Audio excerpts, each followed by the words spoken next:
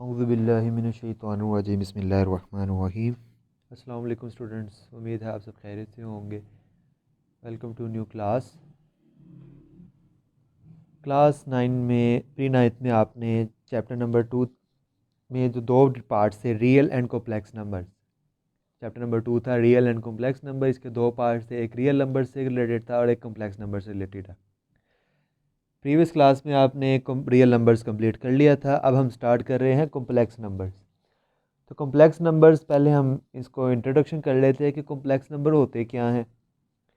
Complex numbers कुछ numbers थे जो कि सोल्व कर, जब मैं ये एक इक्वेशन है मिसाल के तौर पर x² + 1 = 0, इसको जब मैं सोल्व करता हूँ यानी इसके रूट्स निकालता हूँ, +1 उधर जाके माइनस हो जाएगा और जब भी स्क्वायर हो, स्क्वायर ख़त्म करने के लिए हम बोथ साइड स्क्वायर रूट लेते हैं। तो बोथ साइड जब स्क्वायर रूट लेंगे तो यहाँ पे तो x² और स्क्वायर रूट आ जाएगा, यहाँ पे आ जाएगा स्क्वायर रूट -1 और साथ प्लस माइनस। स्क्वायर और स्क्वायर रूट कैंसिल हो जाएंगे, यहाँ पे रह जाएगा स्क्वायर रूट -1। अब आपने पहले पिछली क्लासेस में कुछ नंबर्स पढ़े हुए हैं, नेचुरल नंबर, होल नंबर, इसमें natural number, whole number, rational number, irrational number, ये सारे नंबर्स आपने डिस्कस किए हुए हैं। लेकिन अब यहाँ पे एक नंबर आ रहा है जो कि क्या है, स्क्वायर रूट में नेगेटिव आ रहा है, स्क्वायर रूट में माइनस आ रहा है। आपने पिछले रियल नंबर के सेक्शन में पढ़ा था कि कोई भी प्राइम नंबर पे स्क्वायर रूट आ जाए तो वो इरेशनल हो जाता है। प्राइम नंबर पे स्क्वायर रूट आ गया तो वो इरेशनल हो गया। अब अगर किसी नेगेटिव नंबर का स्क्वायर रूट आ जाए, जब भी किसी नेगेटिव नंबर का स्क्वायर रूट आ जाए तो वो कौन सा नंबर होता है, कॉम्प्लेक्स नंबर होता है। ठीक है। अब ये जो स्क्वायर रूट -1 है, इसकी वैल्यू हमारे पास नहीं है, यानी हम नहीं बता सकते कि इसका आंसर पॉजिटिव आएगा या नेगेटिव आएगा। तो हमने इसको एक नाम दे दिया, स्क्वायर रूट -1 को हमने एक नाम दे दिया और इसको कह दिया आई मतलब आयोटा। ठीक है, इसको आयोटा को इस तरह लिखते हैं, यानी स्क्वायर रूट -1 की वैल्यू हमें नहीं पता तो हम इसको आई का नाम दे देते हैं और इसे बोलते हैं आयोटा। ठीक है, ये सारा इंट्रोडक्शन बुक में लिखा हुआ है कॉम्प्लेक्स नंबर का। ये x² - 1 x² + 1 से यहाँ पे आपका स्क्वायर रूट -1 बनता है, जिसको आई कह दिया गया था। तो नोट में क्या लिखा हुआ है कि the Swiss mathematician Leonhard Euler was the first to use the symbol i for the number of -1 square root. ये आपने ये डेट्स याद कर लेनी है, ये नाम याद रख लेने हैं ताकि कोई MCQ पूछ ले तो आप बता सकें, या वैसे भी आपके नॉलेज के होना चाहिए ये कि लियोन्ड आलर ने फर्स्ट आयोटा वर्ड यूज़ किया था। ये वाला आयोटा कब, उसकी ये उसकी वो है एज है 17 से लेकर 1780, ये इसकी बर्थ ईयर है, ये उसका डेथ ईयर है। ठीक है, ये तो इतना इम्पोर्टेंट नहीं है नाम, और उसने काम क्या किया था, फर्स्ट उसने आयोटा यूज़ किया था। ठीक है, अब जो भी ऐसे नंबर्स होंगे जो इनके स्क्वायर रूट में नेगेटिव आया होगा वो कौन से नंबर होंगे, प्योर इमेजिनरी नंबर्स, या उसको क्या बोलते हैं, कॉम्प्लेक्स नंबर्स। अब कॉम्प्लेक्स नंबर्स हम होते किस तरह के हैं, कॉम्प्लेक्स नंबर को हम उम्मी तौर पर स्मॉल g से शो करते हैं, और उसको किस फॉर्म के होते हैं, x + आयोटा y की फॉर्म में, या a + आयोटा b की फॉर्म में होते हैं, यानी जिसमें भी आयोटा इन्वॉल्व होगा वो नंबर्स कौन से होंगे, कॉम्प्लेक्स नंबर्स होंगे। ठीक है, अब कुछ वैल्यूज़ यूज़ होती हैं हमारे पास जो कि आगे यूज़ होती हैं।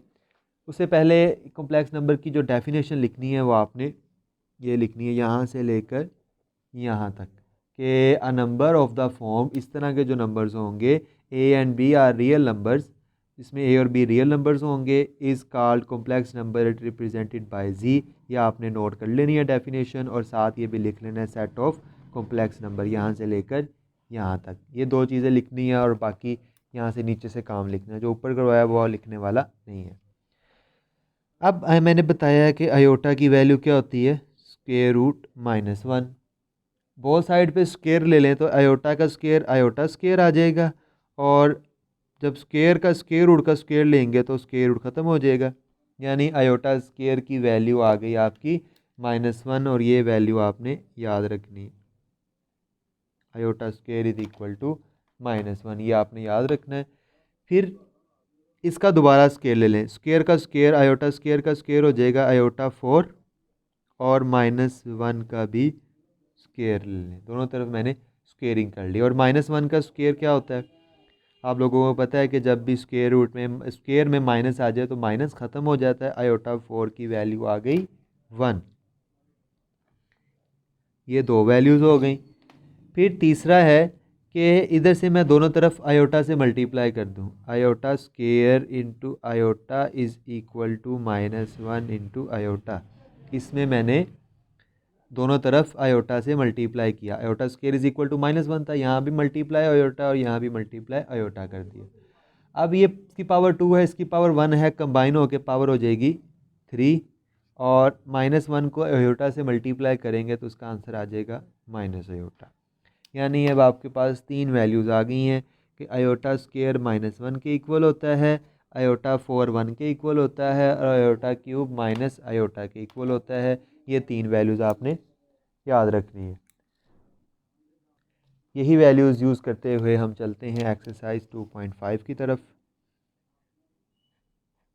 उसका है क्वेश्चन नंबर 1 और क्वेश्चन नंबर 1 में कह रहा है एवेल्यूएट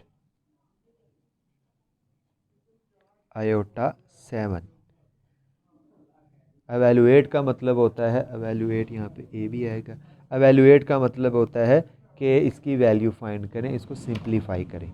अब आयोटा 7 है, ये तीन वैल्यूज़ यूज़ करते हुए हमने आयोटा 7 की वैल्यू निकालनी है, ठीक है।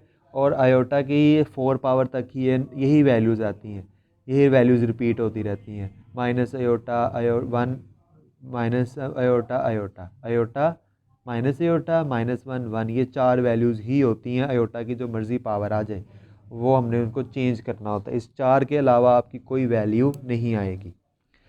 अब यहाँ पे आयोटा 7 है, आयोटा 7 को मैंने इनमें से किसी पावर में चेंज करना है, ठीक है। तो आयोटा 7 को आप क्या लिख सकते हैं, आयोटा 4 और आयोटा 3 लिख सकते हैं।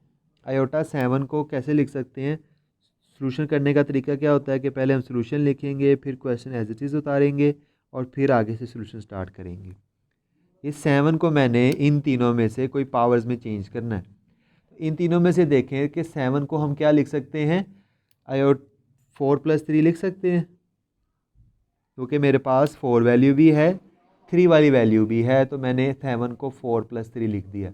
मैं 5 + 2 भी लिख सकता था, मैं 6 + 1 भी लिख सकता था, लेकिन 5 + 2 और 6 + 1 नहीं लिखेंगे। क्यों नहीं लिखेंगे, क्योंकि ना मेरे पास आयोटा 5 की वैल्यू मौजूद है, ना ही मेरे पास आयोटा 6 की वैल्यू मौजूद है। आयोटा 4 की वैल्यू मौजूद है, आयोटा 3 की वैल्यू मौजूद है, इसलिए सिर्फ आयोटा 4 और 3 की वैल्यू ही लिखी है मैंने 4 + 3। अब पावर्स आपने वो रियल नंबर्स में पढ़ा हुआ है कि दो पावर्स ऐड हो रही हों तो पावर्स अलग अलग आ जाती हैं बेस के साथ, यानी बेस सेम हो तो पावर्स ऐड हो जाती हैं और अगर पावर्स ऐड हो रही हो तो वो बेस अलग अलग भी हो जाता है। अब आयोटा 4 की वैल्यू क्या है 1 और आयोटा क्यूब की वैल्यू माइनस आयोटा, तो ये आ जाएगा 1 × माइनस आयोटा माइनस आयोटा, ये आपका आंसर है। ये देखो इसी में से वैल्यू आ गई है ना आयोटा 7 की। इसी तरह आयोटा की जो भी पावर आएगी इन 1 2 3 4 से बाहर वैल्यू आंसर नहीं आएगा आपका। इसी तरह इसका पार्ट 2 है, पार्ट 2 है आयोटा 50। उसी तरह सॉल्यूशन लिखेंगे, पहले क्वेश्चन एज इट इज़ उतारेंगे, फिर आगे इसको सॉल्व करेंगे।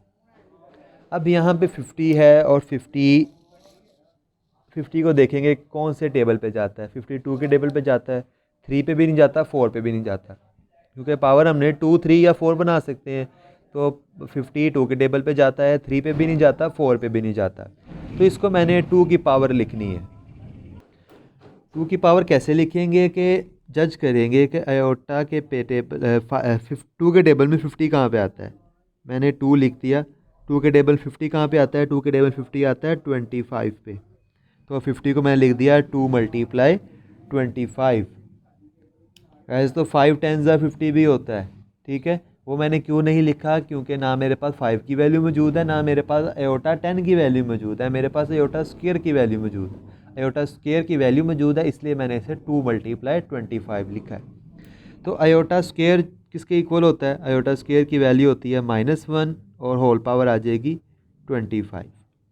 अब -1 की पावर इवन नंबर नहीं है, ऑड नंबर है। 25 ऑड नंबर्स में आता है, जो कि 2 के टेबल पे नहीं जाता है, इसलिए ऑड नंबर है। और जब भी ऑड नंबर की पावर नेगेटिव की पावर ऑड नंबर हो तो माइनस वैसे का वैसे ही आ जाता है, और 1 की पावर 25 1 नहीं होगी।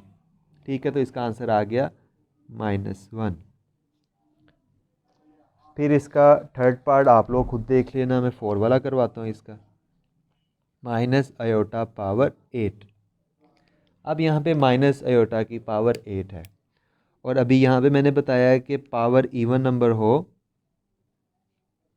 तो माइनस ख़त्म हो जाता है, लेकिन इवन ना हो तो माइनस बरकरार रहता है। यहाँ पे पावर इवन नंबर यानी 8 इवन नंबर है, 2 के टेबल पे जाता है, तो यहाँ पे माइनस ख़त्म हो जाएगा, यहाँ पे सिर्फ रह जाएगा आयोटा की पावर 8। ठीक है, माइनस ख़त्म हो जाएगा, क्यों? क्योंकि पावर 8 है। आयोटा की पावर 8 को आप क्या लिख सकते हैं? इसको लिख सकते हैं 4 की पावर 2 भी लिख सकते हैं, और 2 की पावर 4 भी लिख सकते हैं। और तो मैं ऐसे लिख रहा हूँ आयोटा 4 की पावर 2। ठीक है, 4 2 ज़ार 8, तो 2 4 ज़ार 8 भी लिख सकते हैं, यानी 2 अंदर 4 बाहर। मैंने इसको आयोटा 4 की तरह लिख लिया है, क्योंकि आयोटा 4 की वैल्यू क्या होती है?